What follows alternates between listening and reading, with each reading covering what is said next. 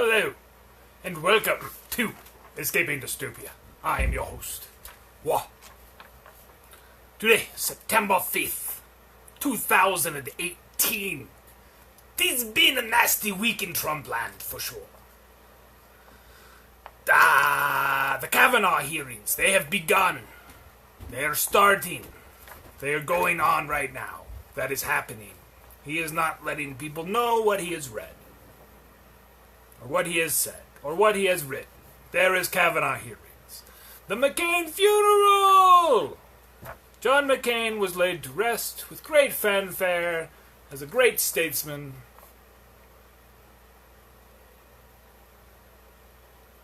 There is a good chance he may have been the last honorable Republican.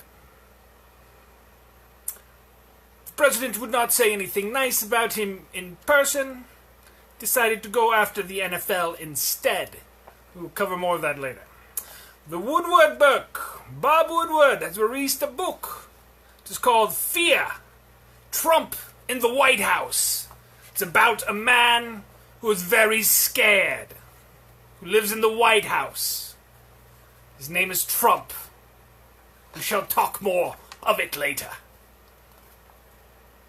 There was an op-ed, an opinion piece in the New York Times, written by a rogue staffer of the president. He is apparently a fool that they are covering for in order for tax cuts and things. We shall talk about that more as well. More real news. Steve Bannon. He was invited and then disinvited to a thing that the New Yorker does with lots of celebrity-type thinker people. And then many of them said, no, we will not go if he goes. We will not go! So they said, Bannon, you are banished! And they said, we will maybe come, but probably not. Thank you. We are busy that weekend. The White House is claiming there were massive income gains of nearly 2% this last year. This disputes what the Bureau of Labor Statistics is saying. So, we'll talk about that. The president, over the last 2 weeks, has continued his attacks on the Justice Department. He says really mean things about the Attorney General. He's like, why, Jeff, do you suck so bad? Sorry, that was not real. That was fake news. He didn't say that. He said something equally, almost, I can't say equally. Come on, Jeff. We'll talk about that. Immigrants are suffering to just exist under Trump's America. We will cover the many ways in which they are being mean to people who just want a better life and have given up everything to come here. And they've been very mean to them. We will talk about all of that. Beto is in Texas. He's very close to the Cruz. Rafael Cruz, who is a Canadian immigrant who hates immigrants and is in a senator for Texas. Hopefully not for long. Oops, can't say that. Only facts. Beto is running in Texas. He will be able to simply use Trump and Cruz's attacks on one another to negate their attacks on him. Watch, it will be very close. Boston Globe. They arrested a man for threatening the Boston Globe as the enemy of the people. They are not. They are journalists. Facts. There is no new NAFTA deal. There just isn't. There's not one. North Korea. What did we agree to? No one knows. We shall discuss. Palestinian Aid Cuts. All of it gone. Gone. None. It's almost like, we can't do that, only facts. We have cut all aid to Palestine. And the Palestinian people, they get no more help from us. The space station had a hole in it. They think somebody up there did it.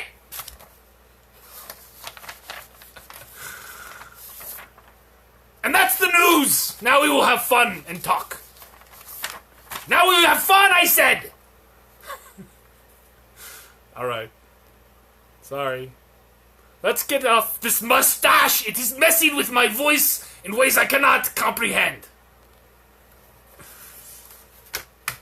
So, howdy, folks. I don't know what the hell going on with our lighting situation here.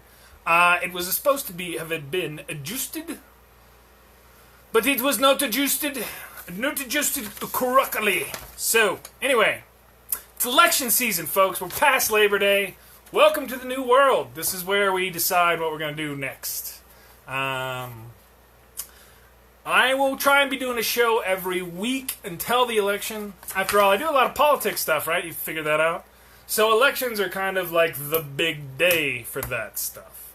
So, leading up to... In a lot of countries, they actually only allow campaigning and whatnot 60 days before an election, which is very reasonable, because that's what most normal people... That's all the politics they can stand, is a couple months. So we're kicking off what is the midterm election season right now, and there's a lot of bad news for the president. Oh my god. But first, we're going to talk about some of the crazy stuff. So, the Kavanaugh hearings going on in the Senate right now.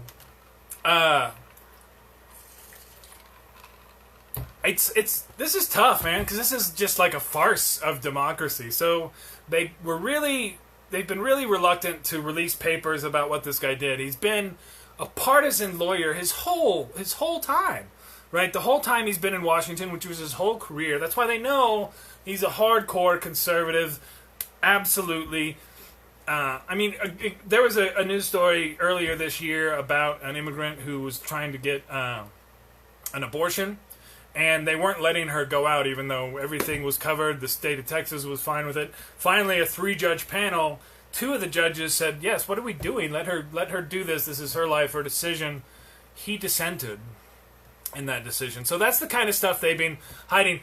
It's so bad now. There's actually, we'll see if this gets some wheels, but apparently there was a theft of some documents for emails from Senator Leahy back during the Bush administration. Kavanaugh was a lawyer for them. He received some of these stolen emails, apparently, and read them. So when they're trying to get the documents that he did from that time, they tried to get them from the National Archives, which is the way the law is written that you're supposed to. The National Archives said, we can't get you those until, looks like, mid-October to get that together. So they decided to go to the Bush Museum to try and get the papers there so they could present something. Who they went through to get those papers is a friend of his. So the filter that they've been using to release any of the documents has been a personal friend of his with knowledge of all this situation. So this is a farce going on, and it sucks. It sucks, because this is... I don't like the cynicism. I think that's one of the big problems that we have right now, is the cynicism in the system. And for them to just make the Supreme Court just a purely political thing. And that's all that's going... It's basically now, and this is kind of the thing, it's a big congressional committee. That's what our third branch of government is, a very slowly changing congressional committee. Which, the fact that it's going to get set like it is now, we'll see. I did a video earlier this week, a little promo thing. I do think, and I haven't seen a lot of the coverage of it yet, because time, man, who's got the time? I'm trying to, and I'll have to read some good recaps. I've seen some highlights, but I want to see this real approach of, the president looks to be a foreign agent, or at least under severe influence. I mean, does that not bother you? So the McCain Funeral, this was a huge contrast in a statesman and a patriot versus what we have with Trump, right? They didn't even want him there, because again, all of these problems, which we'll talk about, make him do everything about him, and it wasn't about that. Now, McCain, like I said in the thing, I think he may have been the last honorable Republican that we're going to see. It's hard to think of someone else who... And that's why, again, he got that whole maverick label, because he'd actually do decent stuff sometimes. And he wasn't great. I mean, to be honest, again, it was only good because sometimes he would do stuff. Like, he is the reason why we still have the ACA. Which I think is good, and I'm glad that he did that. But there's been so much other stuff, but he was one of those people who could and would cross the line, so he was one of the last mavericks. You'll see probably some other Dems crossing the line soon. We'll see what happens on Kavanaugh. I'm not sure that this is actually going to go even as normal as people think it might. I think things might go totally off the rails, which I'm perfectly fine with, because the Republicans are trying to force this through because they know now there's a decent chance that they might lose the Senate. And if they lose the Senate, they've already set the precedent that we need to wait for another election cycle before you get another Supreme Court justice. So, there was some photos of Trump just refusing to he can't be diplomatic. And that we have this as our head of state who can't, even after a guy dies, just can't say something nice about him in person. Because, he had a grudge and he wants to, that's who the president is now. And this has been revealed so much this last couple weeks. And the way the news cycle works in the country, again, it's so, our media system is so fragmented. It takes a while for things to seep in and to get down. And now that we have, a decent portion of the country doesn't believe stuff, just flat out dismisses major news reports, again, like the president does, it takes even longer for things to sink in. Bob Woodward is one of the last few. Oh, before I get to that, the president this last couple weeks, this week cycle, lied about what's going on in South Africa. Off a report off the Tucker Carlson's white supremacist show on Fox. Basically lies about this. The president tweets about it, tells the State Department to look into this, and it's all based on this bullshit white supremacist theory that's based on nothing but bullshit lies. That also happened this last week. So this idea that he's not doing really bad, stupid shit constantly, and which this will come up in a point later, that's not true. He is. It's ridiculous. So anyway, Woodward is one of those last few people, I think, in the country who has some real credibility. That fragmentation that I was just discussing is one that applies to a vast many things, and especially also like the moral leadership, right, or the breakdown of these churches, and even some of the community side from also the church, and unions being removed, and these interactions. So we've had a lot of breakdowns of institutions that build and give someone authority to say stuff and people to accept it as true. Bob Woodward is one of those few remaining voices that has a lot of that credibility. And apparently this book is just nasty vicious in the sense that it reveals what's been going on. And it's, you can see, the title of it is great. Fear. It's Trump in the White House. And there is a great fear for him. He does have a great fear. And I think it's because it's one of the largest cases of imposter syndrome in the history of everything, right? He knows better than everyone else how unqualified he is. He thinks he, should be, but, once you actually do it, he has no idea. And that's why, he's got to go and do all these rallies and stuff. And that's what's showing up here. There's both these accounts in the book and this big op-ed that just came out today just show somebody who's completely incompetent, right? And really is being protected constantly by handlers. And the idea that he's not, and that's what will really hurt him, the more that any of his remaining supporters understand and listen and believe this. Because again, their whole reason why they support him is that he's in control, right? That's the big part of the whole QAnon thing, is that this is actually all planned, and he's got this all under control. And he very clearly does not. Some of the reactions to the stuff, and today, we'll talk about it a little bit later, but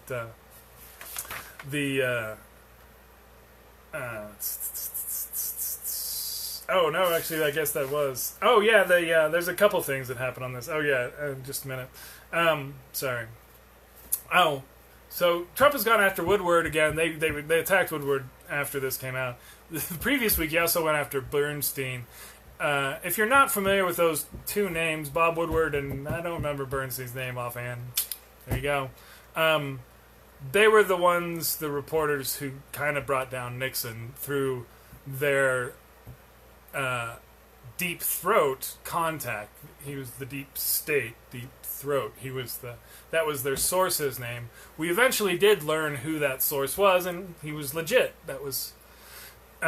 Now we're having people like that, right, outed on Twitter and fired by the FBI. I mean, that's what happened to Strzok and a couple of these other folks. These are people who were part of investigations into the president and his dealings with foreign entities. That guy that he's going after, Bob Orr, is his main focus is Russian mob activity. And he's trying to get him fired, too, and his security clearance is revoked. Coincidence. There's a phone call transcript between Bob Woodward and the president where you see the president's line MO, where his modus operandi, how he does things, how he convinces himself of the truth, because he calls up Woodward and his whole shtick is that he's the victim here because Woodward never even tried to talk to him. And he's writing this whole book, and Woodward never even tried. Why didn't you even try and reach out to him? And through this course of this conversation, it becomes clear that A, he did reach out to him many times through many people, including someone literally standing right next to Trump, Kellyanne, who confirms that she told Trump that Woodward asked for the interview. And also that, and then, I mean, he goes over this whole thing like, oh yeah, who'd you talk to? Oh yeah, things get confused. You should have talked to my personal secretary. She's the one who would have, and then he's like, oh yeah, well I talked to this person and this person. And, oh, yeah, I remember that senator telling me that you wanted to do an interview, right? Senator Graham. Anyway, through the course of this conversation with Bob Woodward, he reveals at least two people who told him directly that Bob's really trying to reach out to you to talk to you for this book, and they rejected it, and it was Trump who rejected it, obviously. And the way he talks about it is like, oh, who did that? Remember, when Omarosa got fired, he called her and act, hey, I heard something happen. What happened? Guy's just a liar, like big L liar. And this book shows a little bit more of that. I think this one I might read through. We'll see, more than the excerpts that are coming next week. So this will be a big part of this next news cycle, which is good. So we also had today the complement to that, which was the Times op-ed from the rogue staffers.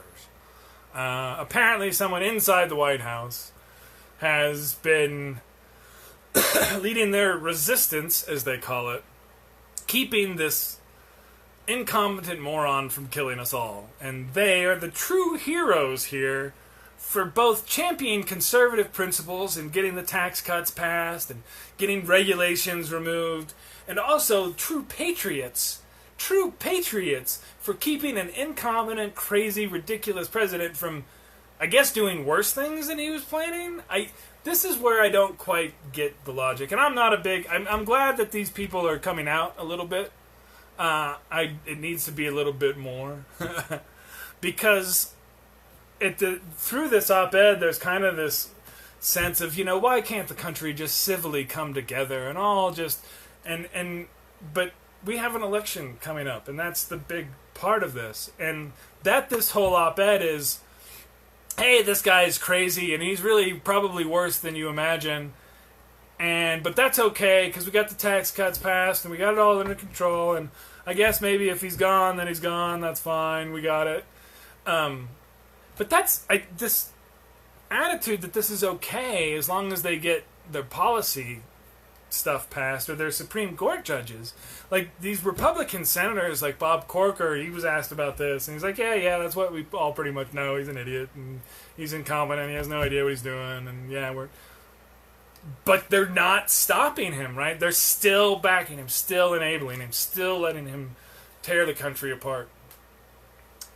There was a response to this today that he did, like this silly, just really ridiculous rant that kind of gives me the hope that he's setting up to resign, claiming he's already accomplished more than anybody ever, and I'm the greatest president. History books will probably, because I'm the most popular and all my poll numbers are great, so I wouldn't. I mean, if he resigned in the next couple weeks, I would not be surprised. I think we could be that close to it, if he's going to. So I'm still on a flip coin if he's just going to give up like the coward that I'm pretty sure he is, or if, people are going to have to go and en masse get him to resign. The longer it lingers, the closer we get to that, but I don't know how long he can take this pressure, because he's not doing well. So shift gears a little bit. Steve Bannon and the New Yorker. So the New Yorker is having their festival of ideas, and the editor was going to invite this guy named Steve Bannon. You guys remember him, of course. The Breitbart white supremacist. He calls himself an economic nationalist, which is bullshit, and one of the phrases that the troll uses to cover up for what he actually wants to do, which is separate every country by race and have very strong borders in that sense, and then, of course, white people will dominate the planet, whatever.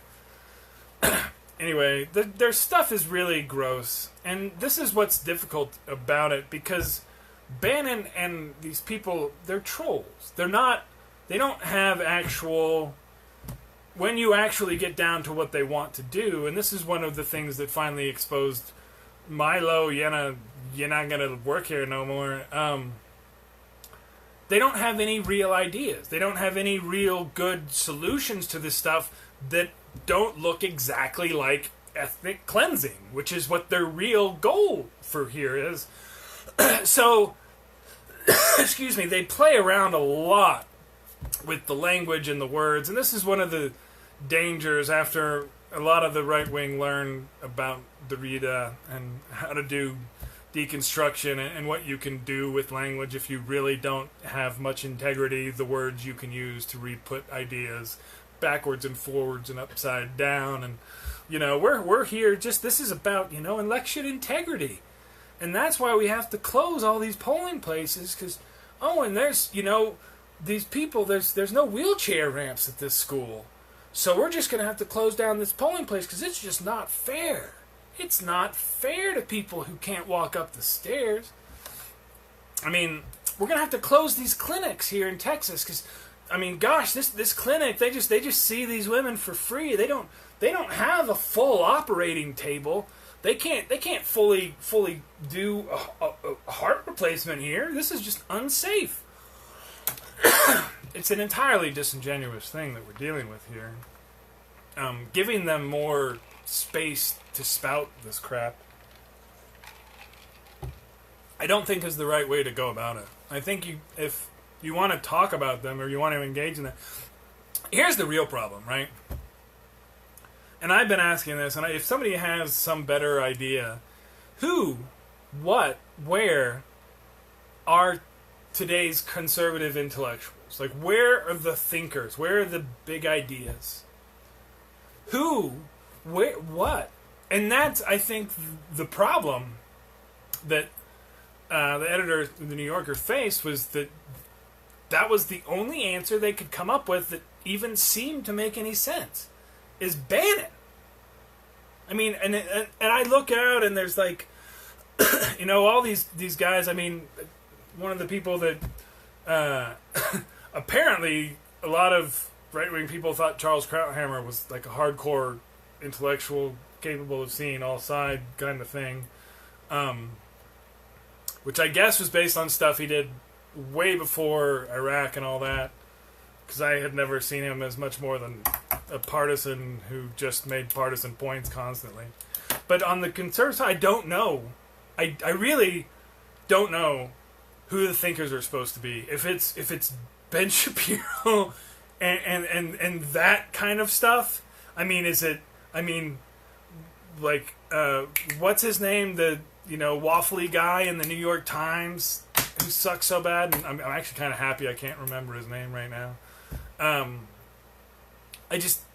Where is it? There's just no real ideas there other than what the rogue staffers justified, which is tax cuts and deregulation. And then on the Bannon side, you get the ethnic cleansing. And that's that's all there is. It sucks because it's winning. We'll see how long that's going to happen. I think it's going to be less than 2 months. So I'm glad that they kicked him out. He should never have been invited. You talk about these kind of things in a more laboratory setting where they're under glass. You don't invite smallpox to your conference on infectious diseases, right? You just talk about smallpox. You don't pass smallpox around. Oh, everybody got to have this disease before we can talk about it. No, not really. That's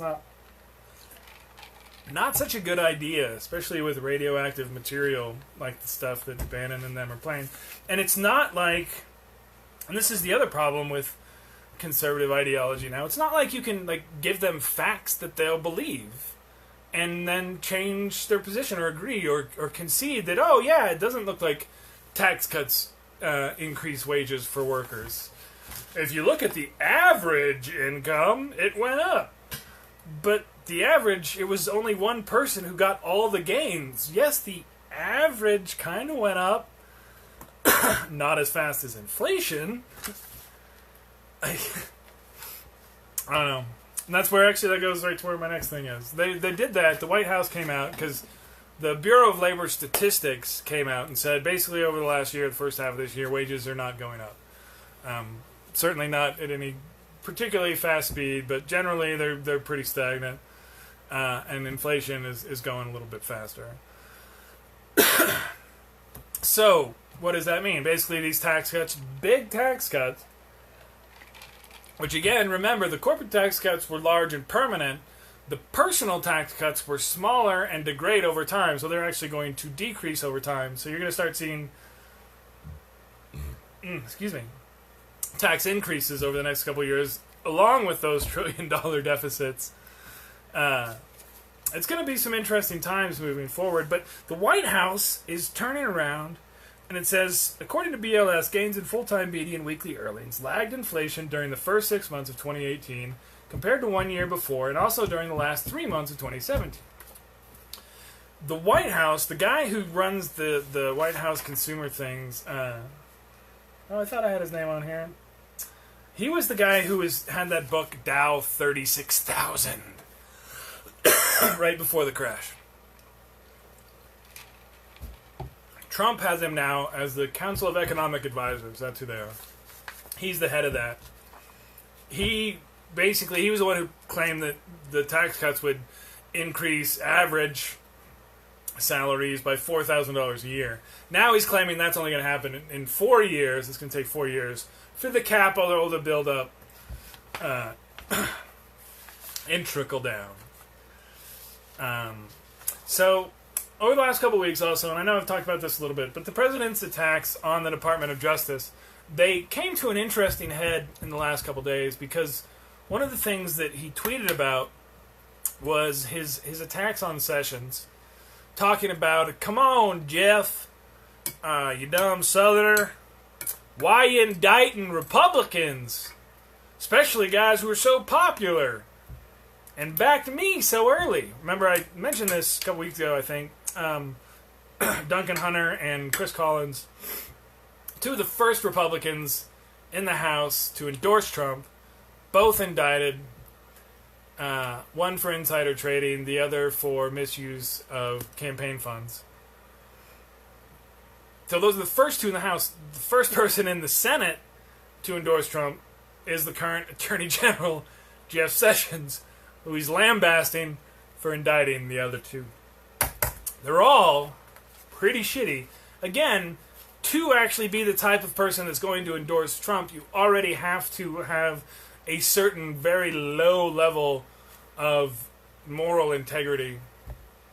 And so they keep doing that. He claimed, again, in this interview with the Daily Caller, if you're not familiar with the Daily Caller, they just had another one of their writers outed as concurrently writing in the Daily Caller and Richard Spencer's racist zine. He had to resign because they can't, obviously have people doing that. He was writing under a pseudonym but was outed. Anyway, with an interview with that publication, the president claim that talking about the guy investigating him, Robert Mueller, and he's Comey's best friend. And I could give you 100 pictures of him and Comey hugging and kissing each other. You know, he's Comey's best friend. Again, lies to set up action. This stuff is disturbing and crosses the line. That's why I'm down here ranting in the basement, as noted. This is not really acceptable. And again, I think we're all hoping that it gets resolved more peacefully than not. But when you're going that hard after your own appointees for doing their job and not being complete political hacks while enforcing justice in the United States as the President of the United States, again, these are the things that are impeachable because you are not being what your job is, which is the executor, the executive who executes the law and enforces the law. And you are now going after your Attorney General for enforcing the law, but doing it in a partisan and not, making the kind of partisan considerations that you want. That's the kind of stuff that we wanted to avoid utterly and completely. One of the things that the original writers of the Constitution did not really account for and didn't really write the law to deal with was political parties. And so that's part of why we're seeing this breakdown, because the power dynamics that we currently have are not what was expected. Speaking of which, power dynamics. So immigrants in this country are suffering pretty bad. What they've been doing, and I'm not going to talk about illegal or legal because there's been a conflation by the Trump people about who is what. And so I'm going to call all of them immigrants at this point. Unless, proven in a court of law, which then the Trump administration has immediately kicked them out. So everybody who's here is a legal immigrant to some degree or has a claim to be, as far as I'm concerned. I'm going to go by the rules under which this country was founded, not what they're trying to put in now. So I have my own personal opinions there. That's what they are. The Trump proposal to weight public service use against potential citizenship from green card holders and others is an evil, diabolical plan put in place by a white supremacist. I believe his name is Stephen Miller. What this is causing, even without it being enacted, and it would take a fully Republican Congress, a fully Trumpian Republican Congress, which is, I guess, just a fully Republican Congress that has enough to force things through the Senate. If they go the full nuclear option and keep their 51-seat majority, they can, I guess, change the law to enforce this to where anybody who uses any kind of public service is deemed a less worthwhile citizen. It doesn't take really any steps at all to understand how detrimental that kind of stuff is to society. When you start to say, well, that person has been disabled and we've had to, pay extra, so they don't get to vote anymore. I mean, that's where you're headed down that road when you start to tie those kind of things together, and especially in a situation in our society where you're seeing this huge and increasing income inequity and tying that kind of good citizenship to income and wealth when these are being squeezed so hard. It makes for a dystopian society. Hence the name of the show, Escaping this Dystopian Society these assholes want to put in place. So the same kind of thing with that is when you're put into that second-class citizen, you're not going to cooperate with police for a real investigation. You're not going to call police for minor crime, which means people will know that, which makes you more likely to be a victim of that crime. It makes you more likely to become involved in that kind of world and more likely to have information that police might want, and again, less likely to give it to them. That cycle is bad. We don't want that cycle to be happening in our society. To build a permanent criminal underclass made criminal simply by this tightening of somewhat obscure immigration law. That's why we needed this immigration reform to pass, and hopefully we can get it from this point. We're so far from that right now, right? So far from... We hadn't updated these laws in 20 years, and they're bad. And they need a lot of work. And a lot of that work has been done, and it just takes the votes to get there. Bank of America have been freezing accounts for people. This comes from...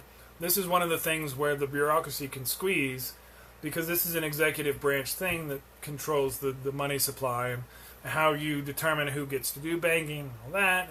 Well, if you want to use banking, you got to be an American citizen now, so we need to see this whole thing as American citizen. There's lawsuits going on, too. They're going to try and put this on the census. And the way they want to put it on there, again, this is because I believe it's the Commerce Secretary that decides this because of old-ass laws. They want to ask the question, is this person a U.S. citizen when they're sending out these surveys? Now, if they get that on there, you will have like large areas with very low populations but tons of people there. And because who is going to say that in this environment? Especially when you know that the people there, and you know that Stephen Miller and those folks are going to be like, well, we got this information, we really need to give it to ICE to act on it. I mean, we have the address, we have the name, they told us they aren't a citizen, what are we waiting on? You know that that's coming. And that's what's in the census. That's the 2020 census. Remember, when I started doing this stuff and talking about these things, going to Hitler, folks, by the way, it took 5 years for Hitler to get to that point, right? To really start doing the camps and things. The 2020 census, if we're still there at this point, and they get to ask the questions like that and get to implement that. So, what can you do about it now? Beto in Texas. Oh, wait. The other thing that's happening on the immigration side, I've written about this, posted about it a little bit. They're denying passports and questioning home births for everybody along the border. This is, again, taking away citizenship from Americans and concern everyone. Because once the rule of law is violated, people think, oh, well, I can just show them. No, you can't. Because that's what these people tried to do. Well, I'll just show them. No, you can't. I don't believe you. That's the dystopian thing. No, you can't. I don't believe you. You can't. There's no amount of evidence that gets through that wall. No, you can't. I don't believe you. It's just, well, I'm going to... What? What are you going to do?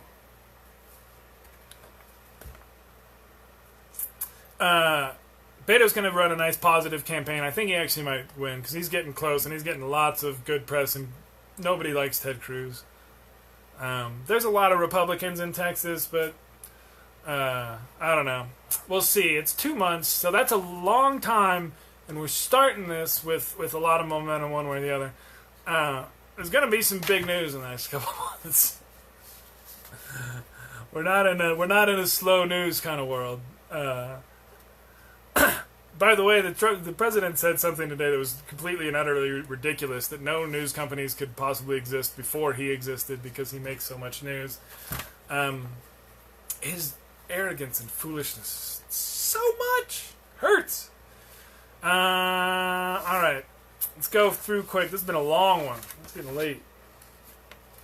No NAFTA deal. Boston Globe. They arrested a guy going after the Boston Globe. Like, flat out, like, had a bunch of guns. They went to his house. Like, 20 guns, I think, that they found. He left a message. You're the enemy of the people. You're gonna die today. I'm gonna shoot you in the head. Not very unambiguous kind of thing. Beto! Yeah, no, I do. I'll be posting more about the Beto stuff. For those of you who do not know, I am from Texas. I left Texas. I love Texas, but it's got some issues. One of those issues is Ted Cruz. So hopefully Beto can fix that. And then maybe, who knows, 2024, 2028, who knows? He seems like a good cat. People always are like, oh, the Democrats don't have nobody. It's because you don't know many of the good Democrats that are out there. And there's actually quite a few of them. So, no NAFTA deal. The president tried to claim that he negotiated this new deal with Mexico that was a replacement for NAFTA, which he did not. They had a memorandum of understanding of an intent to sign a deal that increases the amount of North American product necessary for a car to be considered North American. This doesn't put Mexico in their place. This doesn't make them pay for a wall. People are like, well, this doesn't really do much, and both guys, what?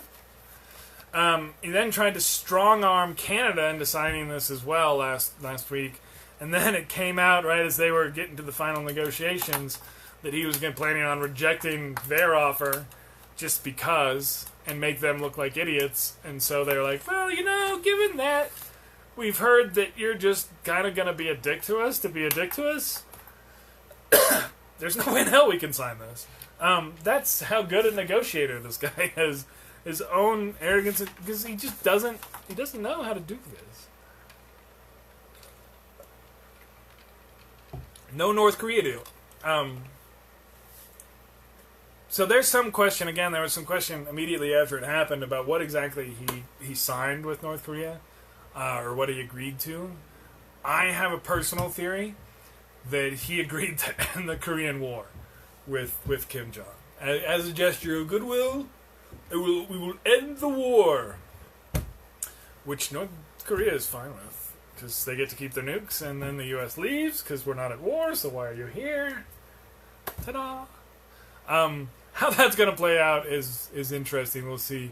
I would not expect anything to come of that before Trump is removed from office. Hopefully. Oh, we'll see. But yeah, there was no North Korea deal. Not sure if anybody told you otherwise. Palestinian aid cuts. We've cut off pretty much all of our aid to the Palestinians. There were people who were working some humanitarian stuff. The only breadwinners for their family, in a place where unemployment's about 50%, and they just were told that no more job next month, no more money. This sucks. I mean, this is going to get people killed. We have no more credibility as a nation for any kind of negotiations for peace there. And the only other country that moved their embassy to Jerusalem just moved it back to Tel Aviv today, because they got a new president who was like, this is stupid. Come back. So we're again alone with that. And then finally, as we're done, there's a lot of stuff to talk about. But the space station, I mentioned it earlier, but there's no more rides from the Russians. Apparently our deal expires next year, and we haven't negotiated a new one yet. And so they're I don't know if they're going to play hardball with that or not. But if any kind of looming war was existing between our two nations, they would most definitely try and do that. Hence the Space Force, I guess, because so stupid. So anyway, they found a hole, and this is our final light news of science stuff and the dangers of science. They found a hole in the space station. Originally, they kind of thought, well, maybe it was one of them micro-meteorites. Just right? Because they're all over the place in space, and you never know when they're going to hit you. And then they were like, it kind of looks like this is a drill hole. And, we've kind of been up here for a while. No, I think it was actually a new capsule that had gone up that had it. So it may have been a manufacturing defect of some sort, or sabotage in the space station. Sabotage in the space station doesn't sound like a fun thing to deal with. So as you're going about through your workday and how your coworkers deal with you, just realize, be happy you're not on a space station with a drill-happy psychopath. You're stuck here with Trump. But at least all those rogue staffers are keeping him from doing too bad of things, right? What? See, Paul Ryan claimed the same thing. So if all these people are stopping him from doing really horrible bad things, what the fuck do they find acceptable? because he's been doing really bad things. Kids in cages, guys. It's not acceptable. With that, we shall say good evening. Good evening. Thanks for dropping by. It's been fun. Like I said, try and do it next week. Try not to do these marathon things because my voice can only take so much. But I appreciate you stopping by. Have a good night. Peace out, Joe, and whoever else out there. Y'all have a good one. Good night. Bam.